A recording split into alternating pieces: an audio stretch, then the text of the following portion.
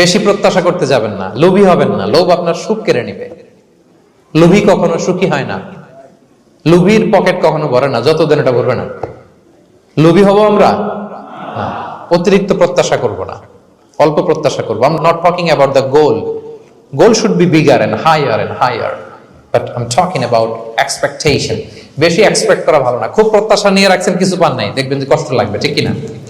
আর কোনো এক্সপেকটেশন নাই, এরপরে যেটা পাবেন ওইটাই লাভ। যেটা পাবেন ওইটাতেই ভাল লাগে, সুখ লাগে। এজন্য এক্সপেকটেশন যেন বড় না হয়। বেশি খাই যেন না করি। হ্যাঁ, কালকে কি খাবো, পরশু, আগামী সপ্তাহে আমার মেয়ের কি হবে, ছেলের কি হবে, ওদের ভবিষ্যৎ, গাড়ি বাড়ি নাই, এই যে অস্থির, এরকম আসলে নাই। আজকের জন্য বাঁচুন, আজকের জন্য বাঁচুন, কারণ আগামীকালের তো জন্মই হয়নি। আগামীকালের জন্ম হয়েছে, এটা কি আজকে না আগামীকাল? আজকে হ্যাপি হন, আজকের জন্য বাঁচেন, আজকের জন্য প্ল্যান করেন।